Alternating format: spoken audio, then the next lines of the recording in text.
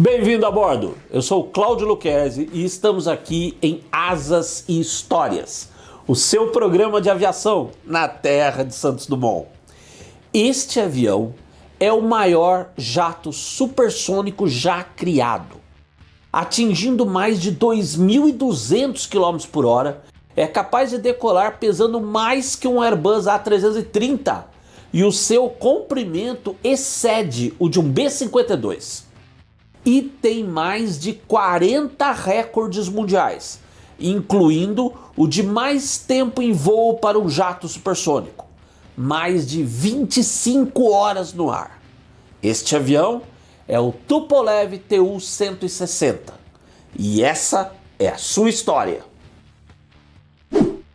Lá atrás, no auge da Guerra Fria, em 1960, a Força Aérea Norte-Americana, a USAF, colocou em ação o primeiro bombardeiro de ataque nuclear supersônico do mundo, o B-58 Hustler.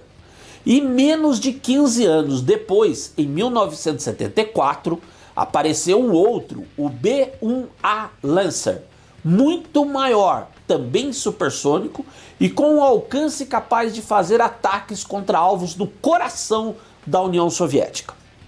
Nessa época, os próprios soviéticos trabalhavam num avião dessa categoria, um bombardeiro supersônico de alcance intercontinental.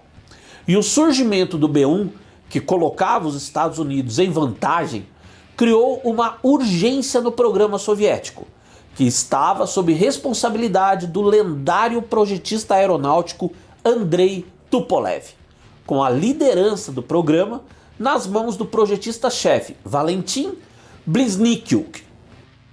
Assim como o B-1, foi decidida uma configuração com asas móveis, de enflechamento variável, o que trazia muitos benefícios. Com um menor enflechamento, permitia decolagens com maior peso, ou seja, mais armas e mais combustível, então mais alcance. Já numa fase intermediária do voo, um enflechamento médio permitia uma velocidade alta, mas subsônica, econômica e também colaborando para maior alcance. E na fase final, com o enflechamento máximo, o jato voava supersônico a mais de 2.200 km por hora, reduzindo o seu tempo exposto às defesas inimigas e também o tempo destas para reagirem ao ataque. Mas nunca se havia instalado um sistema desses num jato tão grande quanto o Tu-160, de modo que diversas novas soluções tecnológicas foram criadas, com destaque para os materiais empregados. Neste particular, houve um uso extenso de titânio, um material leve, mas de altíssima resistência, que foi empregado, em particular, na seção central da aeronave, incluindo a caixa de conexão das asas móveis. E a fábrica do Tu-160, em Kazan, desenvolveu inclusive técnicas exclusivas de soldagem, específicas para o trabalho das peças para o avião. E o porte do gigante também exigiu a criação de um motor específico para ele, o novo turbofan com pós-combustão Kuznetsov NK-32, que começou a ser testado em voo em 1981, mas só passou a ser entregue em 1985 para a produção em série do Tu-160. Esse motor é capaz de um empuxo máximo de cerca de 55.000 libras-força. Para entender o absurdo dessa potência, deixa eu colocar assim: a potência de um único NK-32 é igual à potência máxima de 3 caças Gripen E da Força Aérea Brasileira. E o Tu-160 tem 4 desses motores. E uma característica curiosa desse motor NK-32 é o uso de um combustível especial, com uma alta proporção de óxidos de nitrogênio nos gases de combustão, o que gera uma peculiar fumaça laranja, típica desse bombardeiro supersônico. O primeiro protótipo do Tu-160 voou em 18 de dezembro de 1981 e o primeiro exemplar de série ficou pronto em outubro de 1984, mas o Tu-160 só começou a entrar em serviço na Força Aérea Soviética em meados de 1987. E foi exatamente nessa fase complexa de entrada em serviço de um avião totalmente novo, com capacidades e performances inéditas e uma tecnologia muito própria, que veio em dezembro de 1991 o fim da União Soviética. Só havia 22 Tu-160 em serviço e com o caos do final da União Soviética, a produção parou em 1994 e a frota existente ficou dividida e meio sem condições de operar entre a Rússia e a Ucrânia.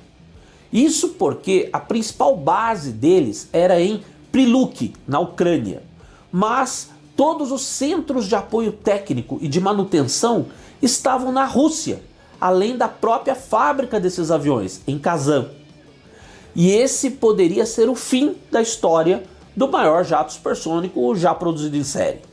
No caos do fim do regime comunista soviético, a Ucrânia negociou o abono de parte de suas dívidas de energia com a Rússia, entregando para esta os Tu-160 que estavam em Priluk, num acordo que só foi fechado em 1999. Hoje, todos os Tu-160 operativos pertencem à Rússia, numa frota que consta de 6 Tu-160 da versão original, 7 modernizados para o padrão Tu-160M1 e 4 da mais recente modernização, Tu-160M2, incluindo entre estes o primeiro exemplar novo desde que a produção foi reiniciada, um avião que voou em janeiro de 2022. Outros 9 Tu-160M2 estão sendo produzidos num primeiro contrato de 10 desses bombardeiros, novos de fábrica. Cada um destes jatos é capaz de levar 45 toneladas de armas, incluindo mísseis cruise e hipersônicos, com cargas explosivas convencionais ou nucleares, com um alcance máximo de missão de combate de 10.500 km, mas que pode ser bastante ampliado através de reabastecimento em voo. E as próprias armas levadas incluem mísseis com alcance de mais de 6.500 km. Como ocorre na indústria aeronáutica atual, o ponto principal dos novos sistemas dos Tu-160M2 é a eletrônica, com esse novo padrão incluindo um novo radar e novos conjuntos de aviônicos de autodefesa, de vigilância e alerta e de contramedidas eletrônicas. Além disso, o cockpit é agora todo digital, com novos e modernos conjuntos eletrônicos de comunicação, navegação, piloto automático e de controle de voo, e ainda um sistema de gerenciamento de voo que reduz a carga de trabalho dos pilotos, coletando, processando e exibindo todas as informações de voo num único conjunto. Assim, a frota desse bombardeiro, que se planeja chegar a 30 aeronaves, deverá continuar operando pelas próximas décadas. Esse é o Tupolev Tu-160, o maior avião supersônico do mundo.